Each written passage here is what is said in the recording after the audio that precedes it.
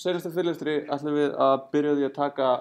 upprifjun og þetta eru þá svona atriðin sem að mér finnst skipta mestu máli úr þeim atriðin sem við erum búin að vera að fara yfir á þessu misteri þetta vorið og síðan í framhaldinu munum við skoða hvernig uppsetningin á lokaprófinu verður. En við byrjuðum á því að kynnast Nót núna í janúar og sum ykkar voru, já flest ykkar, öll ykkar voru búin að snerta aðeins á því en það er þetta er plattform til þess að skrifa forrit og netforrit oftast. Þau eru flest öll atburðadrifin sem við erum heldur betur búin að kljást við og hægt að nota til þess að gera alls konar dót í þessu. Við náttúrulega notum mikið til tól í vegferðinu 1 sem voru sóttum með Nót en fórum núna og dýðum okkur heldur betur í þetta. En nýjust útgáfur Nót hafa mikið stuðning við ECMAScript 6 eða ECMAScript 2016 og við höfum nýtt okkur það heilmikið og í alls konar syntax. Þau eru atburðadrifin og þetta er svona kannski búið að vera eitt af svona stóru pólunum í námskeiðinu að díla við svona asynchronous kóða eða asynchronous kóða og þegar við erum að gera það þá erum við að nota þessar 3 leiðir. Þessi svona elsta innan gæsalappa eru þessi callback drifnu aðgerðir þar sem að við biðjum að eitthvað sé gert, eitthvað sé framkvæmt og þegar það er búið að framkvæma það þá keyrum við eitthvað fall sem er þetta callback fall okkar og við gerum það við niðurstöðurnar. Síðan fáum við aðeins betra og skemmtilegra viðmótun á þetta, eða kannski svona aðeins fyrir nánar til þetta. Það sem er gott við þetta er í raun að þetta er stutt af core í Nót og þetta er í raun þannig sé svona það sem við getum alltaf notað og við vitum að sé alltaf til staðar. Ókostirnir við þetta eru þegar við erum að gera margar svona asynchronous aðgerðir í einu eða hverju eftir annari þá endum við oft með svona jólatré þar sem að kóðun okkar fer afskaplega langt til hægri en verður alltaf indregnari eftir því sem að við dílum við þetta callback og svo næsta callback og næsta callback og þar af leiðandi verður kóðun okkar svolítið svona mikið spagetti og verður svolítið erfitt að lesa úr því hvað er að gerast og það er nokkra leiðir til þess að díla við það en betri leiðir er í raun bara að nota til dæmis promises. En promises eru svona svona monad ef við grípum aðeins í það úr fallaforritun en það er þetta gildi sem að mun á einhverjum tímapunkti í framtíðinni vera innihalda gildi sem að er niðurstaðan úr því sem við báðum Þannig við getum tekið þessi promise gildi og færtu fram og tilbaka í kóðunum okkar og hengt síðan áður þessi föll sem eru then og cuts sem eru þá eitthvað sem mun vera framkvæmt þegar að þetta gildi mun verða í raun uppfyllt. Þetta loforð verður uppfyllt. Og þegar við notum promises þá getum við í raun svona grinkað á kóðunum okkar og það er mikill kostur og við getum sendt þessi gildi á milli þannig að við þurfum ekki að vera að senda alltaf einhver callback föll sem eru síðan að vísa einhver önnur callback föll, heldur getum við verið með eitt promise og hengt á þau fleiri og fleiri then þannig að við getum í raun gert margar hluti þegar eitthvað klárast og villumeðhöndlunin verður aðeins skýrari með það sem við getum í raun aðskilið villumeðhöndlunina frá lógíkinu okkar sem á að framkvæma þegar þetta klárast en því callback-föllum eru yfirleitt með eitthvað if error þá villumeðhöndlun annars virkni sem á að keyra en þetta líka breytir kóðunum þannig að hann er í raun ólínulegur og það verður oft, það bara er erfiðar að hugsa það þannig og í Nót getum við notað þetta util promisify og mörg af bara langflest API núna sem eru verið að búa til fyrir vefinn sem browser eru að útfæra nýta sér promise fyrir svona hluti sem eru asynchronous og það eru langflesti hlutir. Það er bara verið að staðla núna nýja leið til þess að eiga við klippbortið á vefnum þannig að við getum í raun ítt á takka til þess að bæta ykkur í klippbortið eða átt einhvern veginn við texta í clipboardinu. Það allt saman með Promise API. En þriðja leiðin sem við notum og svona svo sem langþægilegast að nota async og await. Það sem við í raun grynnkum enn meira á kóðunum okkar og gerum hann enn læsilegri, þar sem hann verður í raun bara nokkurn veginn eins og svona línulegu kóði, svona procedural kóði sem við keyrum bara línu fyrir línu. Og þá þessi async og await lykilorð svona syntactic sjúkar fyrir í raun promise. Og það notum við villimyndhöndlun sem bara með try og catch. En það fylgja svona smá leyndir gallar, svona eins og það að ysta async fallið okkar, ef það kastar villu þá ekki alveg augljóst hvernig það gripið. En þetta svona sú leið sem mér finnst allavega langt best að vinna með svona synchronous kóða. Það verður mjög augljóst hvað við viljum gera og við getum lesið það bara í einni blokk hvað að vera. Og það bara, við bara erum að bíða eftir eitthvað sem uppfyllt og síðan bregðast við því. Þetta, já, grípa ist. Þetta hérna þegar þú ert með í raun eitthvað asynchronous fall sem í raun rótarfallið. Þetta þessi villa sem við stundum lent í með Express, þar sem þú færð unhandled promise rejection út því að það ekki verið að grípa ysta lagið. Þannig að þegar í raun eitthvað kemur upp sem við erum ekki að try-catcha inn í, að þá getur þá fer getur þetta farið í smá klikk. En þetta var stór partur og ein af spurningunum á lokaprófinu verður bara nákvæmlega þetta sem við erum að fara yfir hérna. Hvaða 3 leiðir höfum við verið að vinna með og hver eru kostir þeirra og galla ásamt einhverjum dæmum. NPM,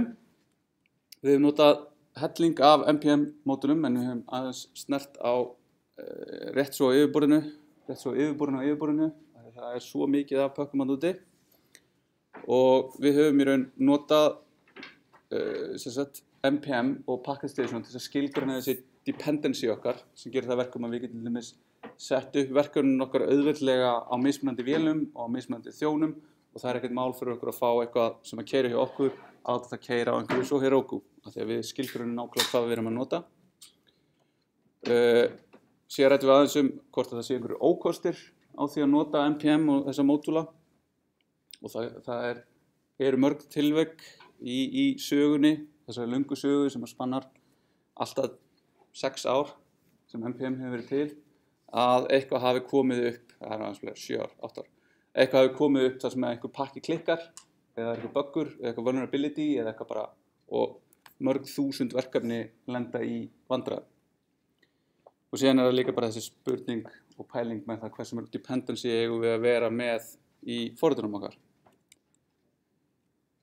Við höfum verið að skipta forritunum okkar upp í einingar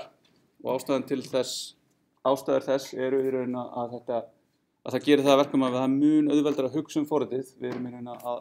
færa hluti í einhverja einingar þar sem við getum í raun bara vitum það að eitthvað gert þarna og ef ég sendi því inn þetta input þá fæ ég eitthvað svona output og við þurfum ekki að vita nákvæmlega hvernig það er. Þannig að við getum í raun fært flækjustigin eitthvað til og manage þau þannig með því að setja þau í einingar. Og við höfum notað einingar í NPM og þessar í gegnum NPM og við höfum skrifað okkar eigin. Og þegar við höfum verið að í raun vísa í einingarnar okkar þá höfum við notað bæði einingakerfið Node sem byggir á Common.js sem að notar þá require og module exports til þess að veita aðganga að þessari virkni og þá getum við exportað ýmsum hlutum hvort sem það eru bara stök gildi eða föll eða hlutir. En require síðan þannig að við köllum í require með nafn á pakkanum og það eru þarna einhverjar reglur það hvernig við sækjum þessa pakka, hvort sem það er úr Node eða úr NPM eða okkar eigin. Og síðan er önnur leið til þess að nota svona módulkerfi sem er import og export sem er skilgreint í ECMAScript 2015 og það er í raun ekki komin góður stuðningur við þetta svona almennt séð. Við kíktum aðeins á experimental stuðningin í Node, nýlegri útgáfu Node. Þar sem við notum þessar Michael Jackson skráa endingu út af því að það er engin góð leið til að láta þessi tvö kerfi virka saman án þess að þurfa að aðskilja þau á þessu leveli. Þess að vita nákvæmlega þegar að vera að fara að importa skjalu hvort að það sé að nota þetta módulakerfi eða hitt. En aðalmunurinn þarna á í raun hversu flókið þetta út af því að þessum einingum á að vera hægt að hlaða inn asynchronously. Þannig að við getum í raun keyrt þetta eftir þörfum. Við þurfum ekki að sækja allt og böndla öllu í forritið okkar í byrjun, heldur getum við sótt þetta asynchronously eftir því þegar við þurfum eitthvað, þá sækjum við það. Og það passar mjög illa með hinu kerfinu sem er synchronous, sem vil sækja allt strax og í raun fara yfir allt og vita nákvæmlega hvernig allt lítur út áður en forritið keyrir. Svo fórum við yfir í Express sem er web app framework fyrir Node og þó að það sé smátt í sniðum þá leynir það á sér og er hægt að nota fyrir alls konar verkefni sem við getum notað til þess að setja upp vefi sem eru bara framendi með einhverjum HTML og CSS templateum alveg upp í það að vera að skrifa vefþjónustur. Eða ekkert alveg upp í, það er bara mjög keimlíkt, annað fyrir fólk, hitt fyrir tölvur. En Express er búið að vera svolítið duglegt að skilgreina það sem er verið að nota meira og meira bara af öðrum svona plattformum. Svo, Node hermir að einhver leiti eftir, nei ekki Node heldur .NET eftir því hvernig við skilgreinum forrit í Express í sínu nýja dóti. Og Express vinnur svolítið mikið á þessum request og response hlutum sem eiga hliðstæður sinnar í HTTP og sem eitthvað kemur inn, það er framkvæmt eitthvað request frá einhverjum client og við sem einhver server útbúum eitthvað response sem við síðan sendum tilbaka og Express skaffa okkur þarna einhverjum föllum og gildum og alls konar dóti til þess að hjálpa okkur við það að útbúa þetta response. Síðan höfum við líka stuðning við routing sem þá leiðin til þess að skilgreina hvernig við ætlum að láta forritið okkar virka og fyrir hvaða slóðir við ætlum að svara með hvaða kóða. Þannig erum við að binda saman einhverja HTTP aðferð method, eitthvað HTTP URI við eitthvað callback eða middleware í forritinu okkar.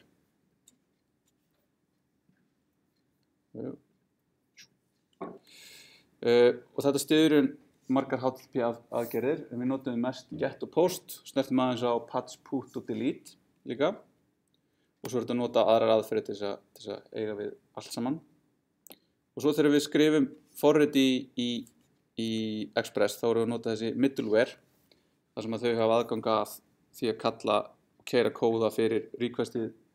responsið eða næsta middleware. Og villumeðhöndlun í raun skilgreind með sérstöku middleware sem þá í raun hvað við gerum þegar eitthvað kemur upp, hvernig við loggum það, látum notandann vita hvað er komið upp og svo framvegis í staðan fyrir að láta allt bara springa í loftið upp. Og við getum líka skilgreint það hvernig við tökum á því ef við hefum ekki skilgreint ráð fyrir eitthvað ákveð sem við beðum, svona þessar 404 villur. Og við höfum notað template til þess að útbúa þessi view okkar sem þá í raun bara HTML representation á einhverjum gögnum sem við höfum. Og þá hefur Express stuðning við alls konar view engine, eða templating vélar, með þessu view engine hérna, og þessu res render falli sem tekur þá inn eitthvað template og einhver gögn og lætur það template útbúa HTML fyrir okkur. En í HTTP þá þetta þessa request response model, þar sem við höfum í raun þessa request sem í raun hvað við erum að sækja, einhverju headerar og hugsanlega einhver gögn. Og þetta response sem þá svarið frá vefþjónunum, sem þá samanskapi einhver staða, headers og einhver gögn. URI sem þá í raun þetta yfir hugtak yfir URL og URN, eða URN. Og það skilgreining á nafni og staðsetningu. Síðan þegar við tengjum saman þessi HTTP og forritið okkar, þá erum við að nota form og þau eru svona sakleysisleg en aftur leynir svolítið á sér og þá sér í lagi þegar við erum að pósta þessum gögnum af því þau eru margvísleg hvernig við getum sendt þau, hvort sem við erum að senda bara einhver einföld gildi, en þá í raun þetta verið að nota þetta multipart ENS-type, encoding type, og þá þurfum við fyrir Express að nota body parser middlewareið, og þegar kannski einhver brett ykkur á því að gleyma því og veit ekki af hverju við fáum ekki gögn í forritið okkar. En við getum sótt fyrir þessi URL encoded gögn getum við notað í Express 4.16 nýrri URL encoded parser fyrir þá þetta encoding type. En fyrir flóknari hluti sem þurfum að taka við gögnum, þá þurfum við að sækja ykkur aðra pakka sem kunna díla við þessa strauma hérna sem við fáum frá clientnum. En þegar við segjum að vinna með þessi gögn, þá erum við í raun að opna gat í forritið okkar, þar sem að notandi getur sendt inn alls konar hluti og það er á okkar ábyrgð að passa upp á að þessi gögn séu hrein eða fara ekki að valda okkur einhverjum vandræðum. Og það getur verið töluverð vinna og oft á tíðum stór partur af mörgum verkefnum að í raun taka við þessum gögnum, athuga þau séu í lagi, láta vita ef svo ekki og skráðu þau eitthvað og birta þau svo til þess að láta breyta þeim eða eyða þeim eða gera eitthvað við þau. Þannig að það er þessi að sanitæsa og að treysta engu sem kemur frá notandanum. Og þá tókum við skurkið því að skoða hvar við getum geymt þessi gögn sem við erum búin að taka við frá notandanum. Og þá notum við Postgres, eða Postgres SQL, sem er open source gagnagrunnur, mjög útbreiddur, mikið notaður og mjög solid hugbúnaður. Og hann svona svo sem féll kannski aðeins í bakgrunnin, hann var þarna og er þarna í mörgum verkefnum, en svona eftir að maður er búin að ná ákveðnum tökum á honum, þá er þetta er ekkert svakalega mikið magic, svona fyrir maður þarf að virkilega að eiga við gögnin, en þegar maður insertar og selectar upp úr honum, þá er þetta bara voða þægilegt og gott. Og við notum PG-pakkan annan til þess að eiga í samskiptum við grunninn og promise viðmót og notum async og await með þessu. Og einhver veit ég að hafa brennt sig á því að nota ekki prepared statements, en ef það gerist þá fer fólk að rugla þér og ykkur og gera eitthvað leiðilegt. En það er þessi aðferð sem við notum til þess að senda gögnin inn í grunninn til þess að passa enn frekar upp á það að það sé ekki verið að eiga eitthvað við eða gera eitthvað við gögnin okkar sem við viljum ekki sé gert. Þannig að við notum þessi prepared statements þar sem við setjum nákvæmlega gögnin í fylki sem síðan fer í gegnum sérstakt lag þar sem að þau eru ekki túlkuð sem SQL skipanir beint.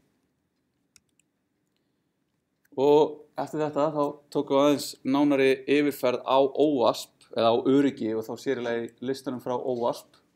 sem eru opin samtök sem vilja stuðla að þróun öruggra vefforrita. Og þá fórum við yfir þennan topp 10 lista sem var uppfærið núna í fyrra. Fórum nokkuð vel yfir atriðin og tókum dæmi það hvað var að gerast þar. Og þá voru það þessi hérna topp 10 atriði, hérna sjáum við 10-3 og svo sérstaklega hérna fyrir þessi 2 algengustu sem eru þá broken authentication, þar sem að eitthvað það er einhver galli á því hvernig við sjáum notendur. Af því að eins og við höfum gert útfært notendur þá sjáum við að það eru mikið af hlutum sem eru í gangi þarna. Það eru margir moving parts og ef maður klikkar á einum hlut, eitthvað er ekki alveg rétt sett upp hjá manni, þá getur maður í raun skilið eftir hólu sem einhver getur nýtt sér og ónað allt kerfið manns. Og þannig að þetta er verkefni sem maður aldrei að fara út í svona þegar það er af einhverju fyrir eitthvað svona alvöru verkefni að maður aldrei að gera það aldrei að fara svona láta þess að það sé eitthvað léttvægt verkefni. Og svo númer 1 þessar injection árásir sem eru náttúrulega algengastar á SQL levelinu en er líka til fyrir margar aðrar aðferðir. Hvort sem við erum að opna fyrir það að taka við XML-skjölum eða gera einhverjar aðgerðir í stýrikerfinu sjálfu með því að senda einhver gögn frá notandanum í einhver forrit á því leveli, að passa upp á það að það sé ekki hægt að keyra eitthvað sem við viljum ekki sé hægt að keyra. Og leiðin til þess að passa upp á þetta er í raun að keyra þessar sanitation og validation á gögnin okkar og passa upp á það að við notum svona parametraðist viðmót þar sem við erum ekki að setja þetta í eitthvað treystum því að við höfum gert nógu vel til þess að þetta sé ekki hættulegt, heldur setjum það þannig að það sé líka farið með það þannig af forritunum sem við erum að nota að þetta sé ekki keyrt á eins og CM-SQL kóði. Og svo er í raun töluvert meira af upplýsingum á síðunni hjá OWASP sem er nánar farið í þessi atriði, hvað er þetta að gera, hvernig þetta lýsir sér og svo framvegis. En við síðan tókum svona fyrstu skrefin í að setja upp auðkenningu og þá er þetta í raun til þess að geta gert ykkur flóknara verkefni, þá þurfum við einhvern veginn að vita, að ofta tíðum að vita það, geta aðskilið notendur okkar eftir því hver þetta er. Þannig að það er ekki allir bara einhverjir óþekktir notendur sem eru að nota vefinn okkar, þetta viljum við geta boðið upp og búa sér til sinn aðgang og eiga þá einhvern veginn við sín gögn og bæta við og gera eitthvað við þau. Og til þess að geta þetta, geta vita hver hvað, þá þurfum við einhvern veginn að geta haldið utan stöðuna, hvort að ég sé búin að auðkenna mig eða ekki. Og HTTP er stöðulaust eins og við fórum yfir, en það eru nokkra leiðir og svo leið sem við notum var að nota í raun cookies og session til þess að geyma þessar upplýsingar. Og þá erum við með eitthvað svona cookie sem er eitthvað sem vafrinn eða klientinn geymir fyrir okkur og sendir með hverju requesti á vefþjóninn og það er í raun kemst hjá þessu að HTTP sé stöðulaust að þegar við sendum í raun þessa stöðu með í hvert einasta skipti og serverinn staðfestir að þetta cookie staðfestir að við séum auðkennd og við getum þá fengið einhverjar upplýsingar sem eiga við okkur. Og við setjum þetta upp í Express með Express Session Middleware og það er svona einfaldar þetta að búa til þetta cookie og manage það fyrir okkur. Setja upp einhver secret sem að krypta fyrir okkur gildið í kökunni og svo framvegis. Og leyfir okkur að fá þetta í request luftum okkar, session breytu sem inniheldur þá gögnin sem er búið að vista í sessioninu. Síðan er í raun flækist þess máli að það er ekki nauð bara að vita að einhver sé auðkendur og ekki, heldur þurfum við einhvern veginn að vita hvort að hver ég er, að ég sé Óli en ekki Jón eða svo framvegis. Og þá þurfum við eitthvað auðkenni fyrir notendurnar okkar og eitthvað lykilorð eða leyndarmál. Og þá verður þetta í raun einhver svona prósess sem á sér stað þegar við aukjum okkur á móti einhverju server. Og til þess að í raun einfalda okkur lífið þarna, þegar þetta er í raun eins og við veitum, þetta er flókið verkefni, að þá notum við Passport.js fyrir Express til þess að halda utan þessu auðkenningu og það eru þarna mismunandi strategies. Við notum local strategy-una sem leyfir okkur að tengjast við til dæmis okkar eigin gagnagrunn, þar sem við geymum okkar notendur þar. En eitthvað sem þið getur síðan prófið í framtíðinni farið að vega við þetta er að það er þetta, við erum tengið þetta við til dæmis Twitter eða Facebook eða Google og við erum nota þá auðkenningu þaðan og upplýsingar notendur sem koma þaðan. Þannig að þið getið látið notendur ykkar vera bara einhverja Google notendur sem að þau þurfu síðan ekkert þannig að vera hald utan sér grunn fyrir þá.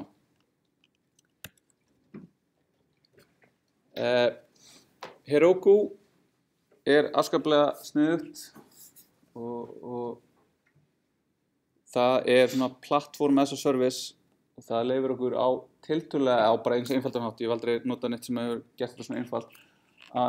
að keyra okkar eigin forrit svona í skýinu eða taka okkar kóða, okkar dót sem við erum búin að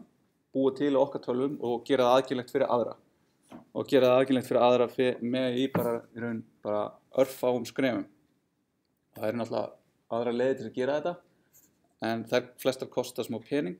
og er ekki alveg aðgengilegar. Og þetta hugtak að vera að keyra svona á einhverju platform as a service eða svona einhverju service arkitektur þarna undir er að við þurfum ekki að hugsa það að reka okkar eigin vélar. Við þurfum ekki að fara og kaupa okkur einhverju vél sem við þurfum síðan að tengja inn í eitthvað network og tengja einhvern veginn, setja upp eitthvað stýrikerfi á og tengja þetta á netið og fá IP-tölu og gera allt þetta vesen, þetta er alveg heilmikið vesen,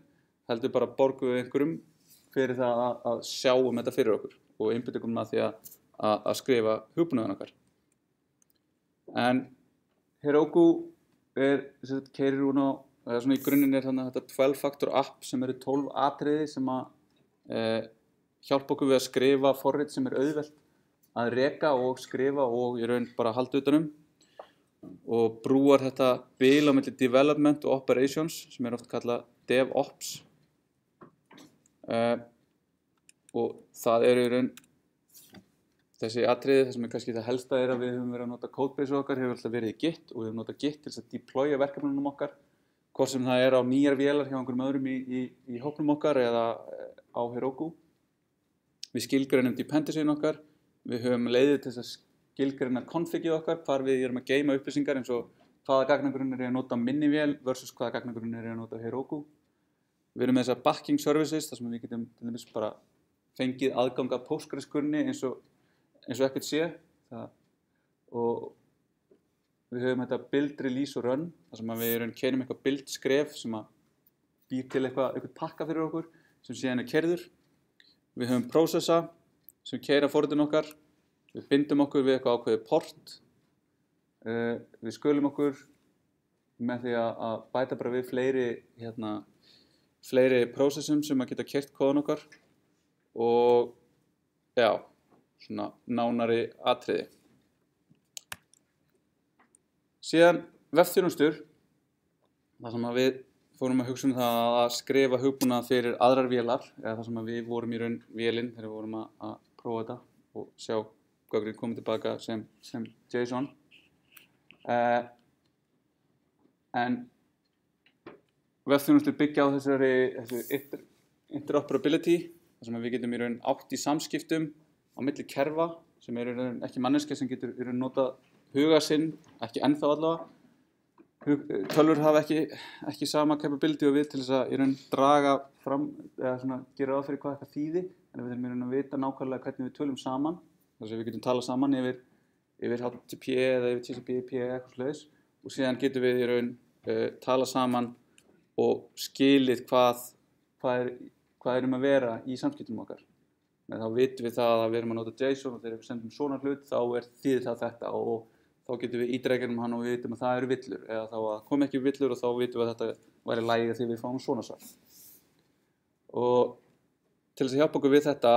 notum við HTTP þar sem við notum í raun get, head, post og fleiri aðferðir, put, delete og patch og trace og ekki nota það. En þetta í raun til þess að segja til það hvað við viljum sé gert á vefþjónunum okkar sem keyrir vefþjónustunum okkar og svo svarar vefþjónninn með einhverjum stöðukóða þar sem kemur fram í raun hvernig þetta fór þá í raun hvort þetta hafi bara gengið þá hvernig það gekk hvort við eitthvað var búið til með 201 created eða bara almennt 200 ok áframsending, ekkert svo sem mikið fara út í það, en síðan 400 villur, þar sem aðalega þetta gekk ekki út af því að þú sem client gerir eitthvað vitlaust, þú sendir mér eitthvað vitlaust gögn eða það voru vitlaust í formi eða eitthvað leis og svo upp í svona kannski þegar við höfum verið að þróa þetta mikið af 500 villum sérstaklega svona þegar maður fyrir aðeins að prófa sig áfram við það hvað vefþjónustan ræði við en vefþjónustur þetta að skrifa eftir REST sem Representational State Transfer sem svona arkitektúra stíl sem tiltekur ekki í raun einhverja tækni sem við ættum að nota, þetta bara hvernig við ættum að skrifa þjónustunnar okkar og tiltekur 6 takmarkanir á þennan arkitektúr og þær í raun við séum með client og server viðmót og það sé eitthvað samrætt viðmót sem aðskilji þarna milli. Við erum með stöðulaus samskipti eða milli beiðna. Við getum kassað það sem að gerast á milli klienta. Við erum með lagskipt kerfi. Því í raun að það getur verið það hægt að senda ykkur í gegnum einhverja proxy eða reverse proxy þjóna þarna á millinni á leiðinni. Þetta skiptir svo miklu máli. En svo þetta samræma viðmót sem þessi grunnur að hönnun REST þjónustu. Og það í raun tiltekur það hvernig við getum búið til kerfi þar sem að client og server geta vaxið óháð hvorum öðrum að því leyti að það þarf ekki alltaf að vita nákvæmlega alla heimsmyndina hjá clientnum eða servernum, þau geta átt í samskiptum þó svo sé ekki. Og þá þetta dæmi að vefurinn stærsta REST útfærslan, þar sem við þurfum ekkert að vita annað en slóð á einhvern vef og þá getum við í raun farið í gegnum vefinn og skoðað allt sem hann hefur verið búið að bjóða á þess að vita nákvæmlega allar síður á honum. Og tengt REST þetta RESTful, það sem í raun svona hreint REST erfitt eða korrétt REST flókið. En þá þetta RESTful mikið notað bara til að segja það ég að búið til RESTful vefþjónustu og það þýðir þá yfirleitt ég að nota JSON, HTTP aðgerðir og stöðukóða og svo kemur ljós hvað annað er verið að nota, hvernig þetta lítur út. Og þessi einfaldleiki sem REST bauð upp á þannig að þegar allt var á kafi í XML skjölum í samskiptum tölvum á milli var mjög heillandi en í raun við erum á ákveðnum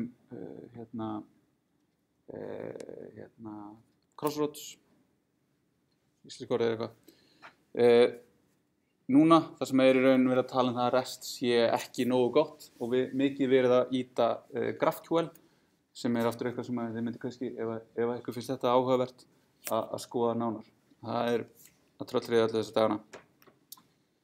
En í grunninn, þegar við erum að búa til vefþjónustur, þá verður enn mikilvægara að hugsa það hver notandinn okkar og að í raun að vanda okkur við það að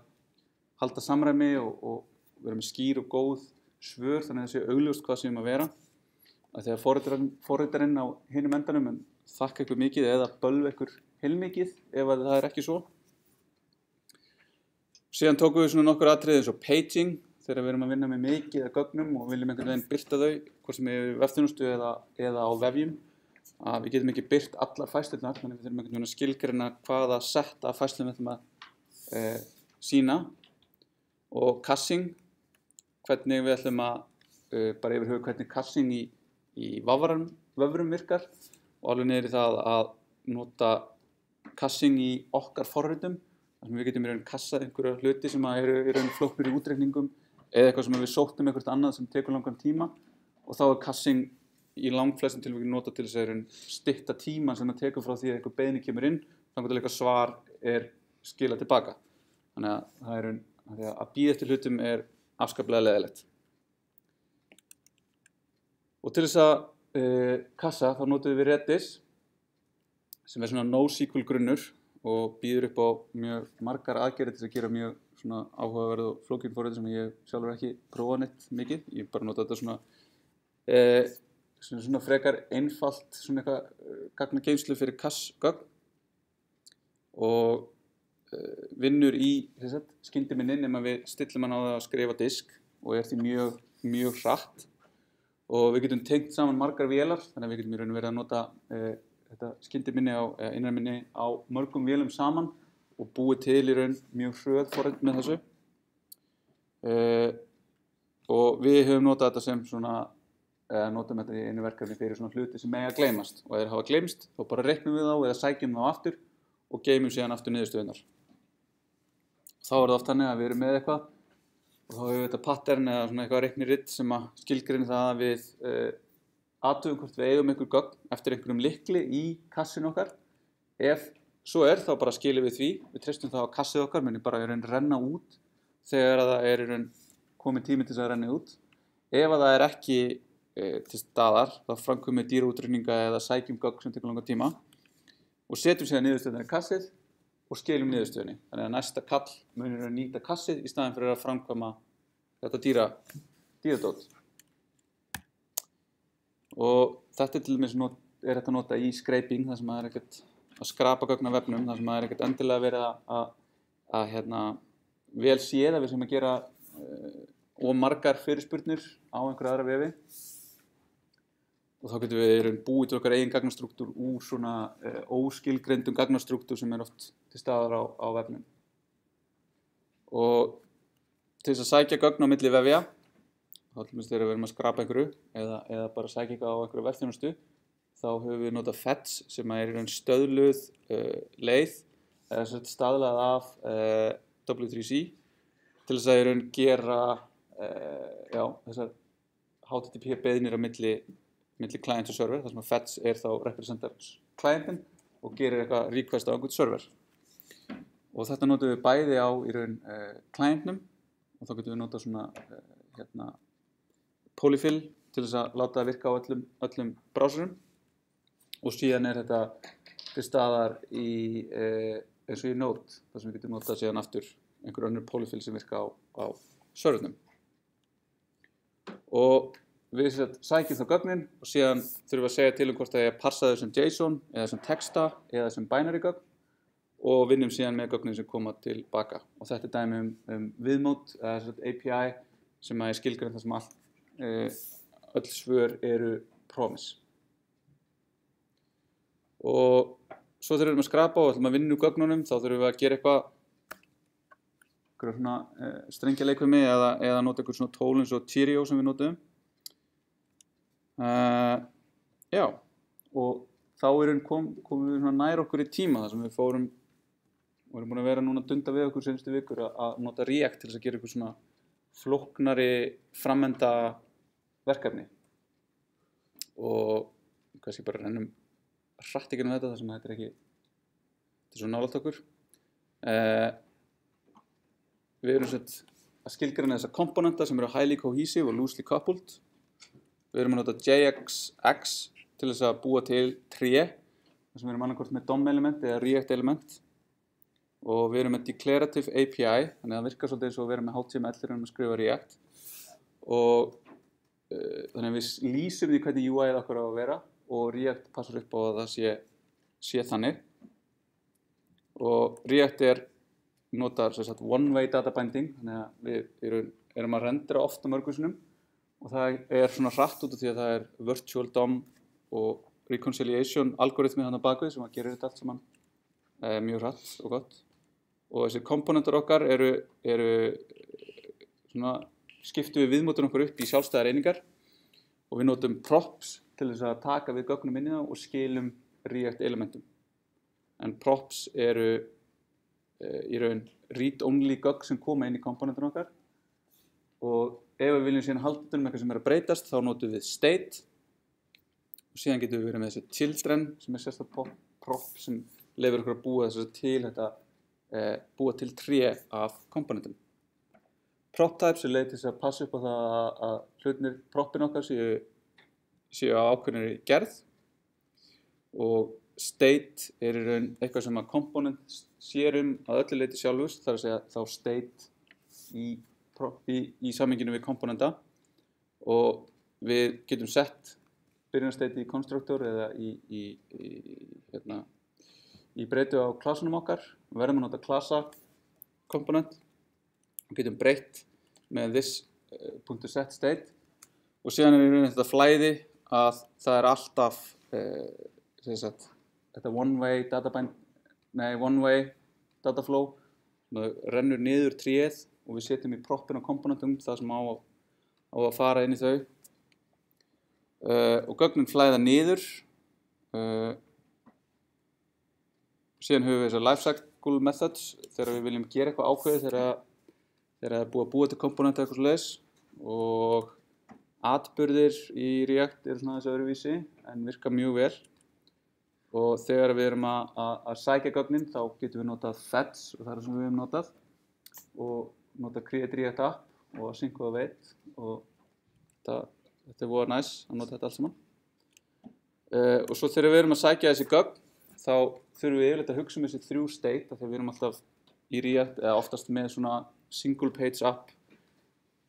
legt forrit þar sem við birtum þá eitthvað loading state á meðan að vera að sækja gögnin og ef eitthvað kemur upp á þá birtum við eitthvað og ef hlutinni gengur þá birtum við það. Þannig að það er ekki bara verið að hugsa um hvað gerist þegar hlutinni gangu, þetta þurfum við líka að passa upp á það hvað gerist ef það gerist ekki. Og React Router höfum við notað til þess að setja upp í raun routing fyrir React verkefnið okkar og hann svona svipar til þess sem við erum með í Express en líka öðru leyti töluvert frábrugðinn. Og svo höfum við líka aðeins stundað við að nota og setja upp stöðu í stærri forritum og þá þess að við þurfum að deila einhverjum gögnum á milli tveggja hluta eða tveggja komponenta og þá eru nokkra leiðir lyft upp stöðunu upp tréð eða nota eitthvað svona eins og Redux En CSS líka verður skemmtilegt með þessu og við sáum aðeins hvernig þetta Magic, sem ekkert það mikið Magic sem Webpack sér að láta leiða okkur að importa bara CSS-in okkar og geymta í sömu möppu og komponentin okkar og þannig hjúpa alla virkni komponentsins á einum stað í staðan fyrir að vera með eitthvað risastórt CSS-skjal og eitthvað risastórt JavaScript-skjal og síðan eitthvað HTML hér og þar. Og þetta svona eitt sterkasti punkturinn við það að nota React. Og síðan í verkefnunum þá höfum við fylgt við ýmislegt og ég svona miða við þessi lista við sýnilausnirnar og yfirferðir á þeim. En ég hef eftir að setja inn 2 yfirferðir á verkefnum 3 og 4 sem ég ætla að reyna að klára núna bara fyrir eða helgina. En í verkefni 1 vorum við að lesa skrár af disk og þá var það þetta að keðja saman margar asynchronous aðgerðir og síðan taka þá þessi gögn og birta þau með EJS-templatum. Og í verkefni 2 vorum við að skoða hvernig við staðfestum og hreinsum gögn með validation pakkan, Express Validator, sem þetta er Validator.js hérna bak við. Og hvernig flæðið þá frá því að einhver notandi sendir eitthvað inn, einhverju villur komi upp og hvernig við síðan bregðumst við því og síðan ef allt í góðu vistum við það í gagnagrunni. Og það uppsetning og flæði við innskráningu þarna og skráningu lestur gagna á gagnagrunni. Í verkefni 3 vorum við að skoða hvernig við getum aðskilið kóða og API viðmót og búið svo til svona RESTful webþjónustu skil sem nýttu statuskóða og JSON og voru síðan að uppfæra og eyða gögnum úr gagnagrunni eftir því hvað